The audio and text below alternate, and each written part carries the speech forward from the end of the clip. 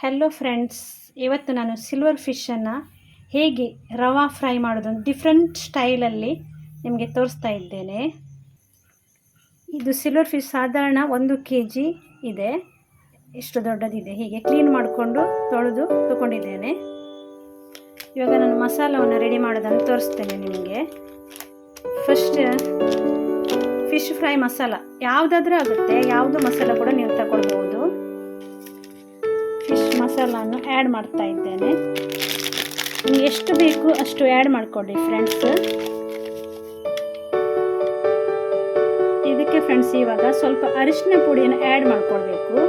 Fish fry masala ಹಾಕಿದ್ವಲ್ಲ, ಅದಕ್ಕೆ ಸ್ವಲ್ಪ ಅರಿಶಿನ ಪುಡಿ ಹಾಗೂ ಸ್ವಲ್ಪ ಸಾಲ್ಟನ್ನು ಆ್ಯಡ್ ಮಾಡ್ಕೊಳ್ಬೇಕು. ಸ್ವಲ್ಪ ಸಾಲ್ಟನ್ನು ಆ್ಯಡ್ ಮಾಡ್ಕೊಳ್ಳುವ. ಹಾಗೆ ಅದಕ್ಕೆ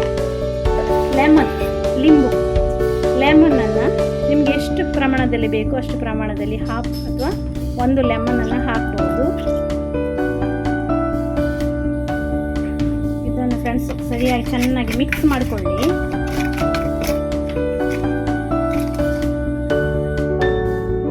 ಈಗ ಫಿಶನ್ನು ಹಾಕಿ ಚೆನ್ನಾಗಿ ಮಿಕ್ಸ್ ಮಾಡಿಕೊಳ್ಳಿ ಫ್ರೆಂಡ್ಸ್. ಇವಾಗ ಫ್ರೆಂಡ್ಸ್ ಮಸಾಲವನ್ನು ಆಗಿದೆ.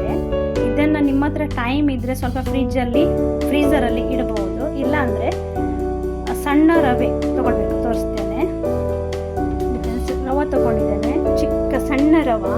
ಇದನ್ನು ಇಡ್ಲಿ ರವೆ ಅಥವಾ ಯಾವುದಾದ್ರೂ ರವೆ ಇದ್ದರೆ ಸಣ್ಣ ರವೆಯನ್ನು ತಗೊಂಡು ಅದರಲ್ಲಿ ಡಿಪ್ ಮಾಡಿ ಇದನ್ನು ಎಣ್ಣೆಗೆ ಡೀಪ್ ಫ್ರೈ ಮಾಡ್ಬೋದು ಅಥವಾ ಶಾಲೋ ಫ್ರೈ ಸಹ ಮಾಡ್ಬೋದು.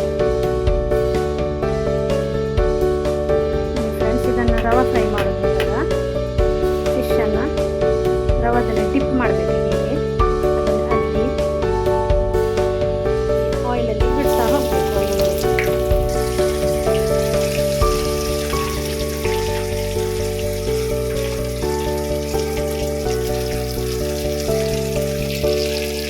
ಫ್ರೆಂಡ್ಸ್, ಸ್ಟೋವನ್ನು ಸ್ವಲ್ಪ ಫಾಸ್ಟಾಗಿ ಇಟ್ಟುಕೊಳ್ಳಿ.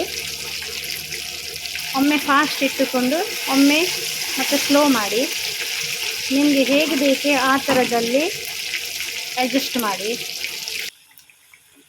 ನೋಡಿ ಫ್ರೆಂಡ್ಸ್, ಇದು ಇವಾಗ ಫ್ರೈ ಆಗಿದೆ. ಇದನ್ನು ತೆಗೆದುಕೊಳ್ಳುವ. ಕ್ರಿಸ್ಪಿಯಾಗಿ ಫ್ರೈ ಆಗಬೇಕು. ಫಾಸ್ಟ್ ಉರಿಯಲ್ಲಿ ಇಟ್ಟು ನೋಡಿ ಫ್ರೆಂಡ್ಸ್, ಹೀಗೆ ಅದನ್ನು ಒಂದು ಪೇಪರಿಗೆ ಹಾಕಿಕೊಳ್ಳೋಣ.